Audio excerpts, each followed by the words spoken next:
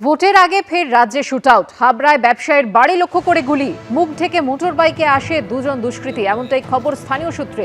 ব্যবসায়ীর বাড়ি লক্ষ্য করে পরপর 5 রাউন্ড গুলি, এমনটাই দাবি ব্যবসায়ী গোপাল পালের গেটের তালায় গুলি করে চম্পট।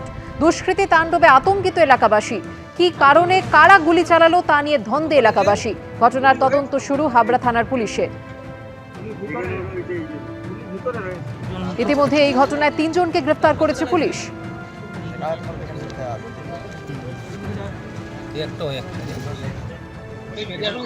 গাড়ির টায়ার বাস কিংবা বাজি ফাটাচ্ছে না দুজন রাস্তা দিয়ে যাচ্ছিল, দেখলাম বন্দুক বের করে 2-3টা গুলি করে দিয়ে বেরিয়ে গেল। এখানে গুলি চালালো কেন? কারণটাই তো বুঝতে পারছি না আমরা। সেই ছোট থেকে এত বড় হলাম, 40 বছর বয়স হয়ে গেছে, কিন্তু পার করে দিয়েছি, কিন্তু আজ পর্যন্ত কোনোদিন দেখিনি। আতঙ্ক রয়েছে গ্রামে, সাদা কাপড় বাঁধা ছিল মুখে। এটুকুই বললাম। এলাকার উন্নয়ন থেকে নিরাপত্তা কি বলছেন মধ্যমগ্রাম বিধানসভার সাধারণ মানুষ? ভোটারদের কাছে এবিপি আনন্দ। দেখুন তারকার চোখে তারকা কেন্দ্র।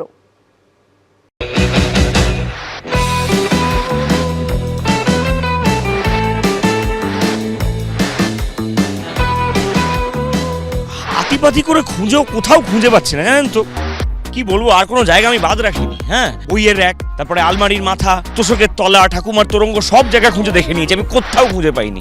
আপনারা আমাকে একটু খুঁজে দেবেন, একটু সাহায্য করুন না। বুঝতে পারছেন না কি বলছি? আরে বাবা, আমি সুভাষ মুখোপাধ্যায়ের সেই আশ্চর্য কলমের কথা বলছি, কারণ তিনিই তো লিখে গেছেন, দিনকে রাত, সোজাকে কাত, হতাশকে হাত করতে এ কলমের জুড়ি নেই। মধ্যমগ্রাম পৌরসভার নির্বাচনে প্রত্যেকটা বুথে বুথে মাসেল বাহিনী, বোমা, বন্দুক, পিস্তল দিয়ে ভোট লুট হয়েছে। গণতন্ত্র এখানে বামফ্রন্ট যেটুকখানি বাকি রেখেছিল, বাকিটুকু মমতা ব্যানার্জি শেষ করে দিয়েছে। রাজ্যের মাননীয় মুখ্যমন্ত্রীর অনুমোদন সাপেক্ষে আমরা পরিকাঠামোগত উন্নয়ন একটা করেছি। রাঘব বোয়াল থেকে চুনোপুঁটি হরেক সাইজের পাওয়া যায়, দাম উত্তম মধ্যম হিসেবে, সঙ্গে বিনামূল্যে চুন এবং কালি। বেকারদের দিকটা তো চিন্তা ভাবনা করা উচিত, এদিকটা কোনো খেয়ালই নেই। খেলা মেলা পুজো এসবই নিয়ে একটু ব্যস্ত বেশি থাকেন আর কি। উন্নতি হয়েছে বলে মনে হয় না। প্রথম যখন ভোট দিই, প্রথমে একটা বোমাবাজি হয়েছিল। এমনই হয়েছিল যে আমি আমার ছেলে, তখন আমার ছেলে 1.5 বছরের বাচ্চা আমার কোলে ছিল, আমার কোলের সামনে বোম পড়েছিল। অ্যাক্সিডেন্ট যখন হবার তখন হবে। এবার হ্যাঁ, 2-1 ক্ষেত্রে হয়ে যায় অনেক সময়, রেষারেষি ক্ষেত্রে। তার জন্য আমরা যে বেরোতে পারছি না, আমরা ভয় পাচ্ছি না, এই কথাটা সম্পূর্ণ মিথ্যে। যাকগে, আপাতত এই কলম খোঁজাকে মুলতুবি রেখে আমি চলে এসেছি মধ্যমগ্রামে। তবে এখানেও কিন্তু খুঁজবো, নির্বাচনের আগে জনতার মনের কথা খুঁজবো। ভোট চাইতে কি বলবো, ভোট তো আর হয় না, ভোট তো বোম মেরে হয়। এখন নতুন কর্মসংস্থানও কিন্তু অনেক হচ্ছে। বেশিরভাগ মানুষই কিন্তু আমাদের রাজ্য থেকেই কাজ করছে। বৃদ্ধ ভাতা কিছু পাচ্ছি না, কোনো কিছুই পাইনি। এখানে উন্নয়ন সব দিক থেকে ভালো হয়েছে। অ্যাকচুয়ালি যেটা ন্যায্য প্রাপ্য সেখানে মানুষ বঞ্চিত হচ্ছে। আর একই সঙ্গে রাজনৈতিক মহল কি বার্তা দিচ্ছে সেটাও বুঝবো। মমতা বন্দ্যোপাধ্যায় এবং অভিষেক বন্দ্যোপাধ্যায়ের নেতৃত্বে মধ্যমগ্রাম বিধানসভা কেন্দ্রে প্রচুর কাজ হয়েছে এবং সেই উন্নয়নের সফলতা আমরা পাবো।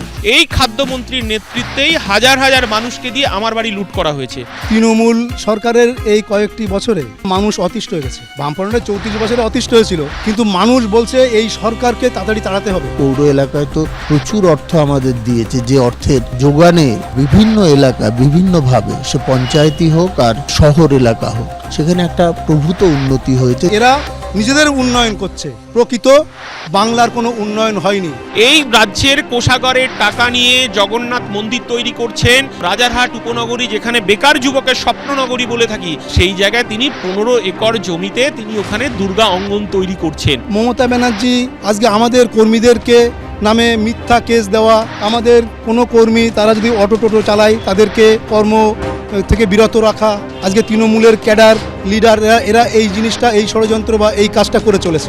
অটো সিন্ডিকেট, টোটো সিন্ডিকেট, 30,000 টাকা থেকে শুরু করে 3 লাখ টাকা পর্যন্ত তৃণমূলের নেতাদেরকে দিতে হয় রোড পারমিশনের জন্য। যত অটো ছিল আগে সেটাই কাট অফ করা আছে, নতুন করে কোনো অটো কিন্তু নামেনি। আর এটা একটা প্রচার সব জায়গাতেই আছে, এখানেও হয়তো হচ্ছে। বিধানসভা নির্বাচনের 3টে ইনিংসে মধ্যমগ্রামের মধ্যমণি হয়ে রয়েছেন খাদ্যমন্ত্রী রথীন ঘোষ। 2011, 2016 এবং 2021-এ হ্যাট্রিক করেছেন। 2011 সালে এই কেন্দ্রে সেকেন্ড পজিশনে ছিল ফরওয়ার্ড ব্লক। সেইবার বিজেপির ভোটের শতাংশ ছিল মাত্র 3। 2016 সালে বাম কংগ্রেস জোটের প্রার্থী তাপস মজুমদার ছিলেন সেকেন্ড পজিশনে, আর 2021-এ তৃণমূল কংগ্রেস 49% ভোট পেয়ে থাকলেও হাড্ডাহাড্ডি লড়াই কিন্তু হয়েছিল বিজেপি এবং আইএসএফ এর মধ্যে। সেখানে 24% ভোট গিয়েছিল বিজেপির ঘরে, আর আইএসএফ পেয়েছিল 21% ভোট। প্রকৃত ভোটার তাদের দ্বারা এখানে সরকার নির্বাচিত হচ্ছে না, সরকার নির্বাচিত হচ্ছে অবৈধ ভোটার দিয়ে। মধ্যমগ্রাম বিধানসভা এলাকায় আমরা যতটাই ওপরে ওপরে দেখি না কেন, এখানে মানুষ ভয়ে সন্ত্রস্ত হয়ে আছে। এই যুবসাথী প্রকল্পের মধ্য দিয়ে আমি দেখেছি বিভিন্ন কেন্দ্রে যে তারা বলছে বইপত্র কিনে পরীক্ষা দেয়, কম্পিটিশন এক্সামিনেশনগুলো দেওয়ার ক্ষেত্রে তাদের সুবিধা হবে। আমরা যুবশ্রী নেব, কিন্তু তার বিনিময়ে ভোট দেব না। ভাতা কখনো সলিউশন হতে পারে না বেকার যুবকদের। মানুষ আমাদের নিশ্চয়ই শুভেচ্ছা আশীর্বাদ জানাবেন, দোয়া করবেন, এটা আশা করি। আর ভোটের নদীর নাব্যতা মাপার ভুলে কাব্যটা হাত ফসকে গেল। দিস্তে দখল ইস্তেহার পড়ার আগেই 2.5 বার তাকে ভয় দেখালো।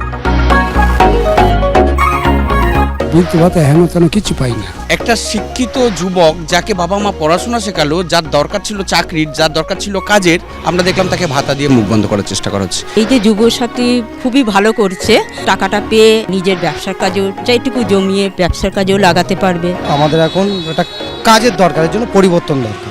এখানে সাধারণ মানুষের সঙ্গে আমাদের নতুন করে কিছু চাওয়ার নেই। সূর্য এবার মধ্য গগনে ঢলতে শুরু করবে আর কিছুক্ষণে। চলতে চলতে আমি অনেকটা পথ পেরিয়ে এলাম। মধ্যম গ্রামের সফর আজ এখানেই শেষ করছি, কিন্তু তারকার চোখে তারকা কেন্দ্র চলতেই থাকবে। আপনারা চোখ রাখুন এবিপি আনন্দে। এবিপি আনন্দ, এগিয়ে থাকে, এগিয়ে রাখে।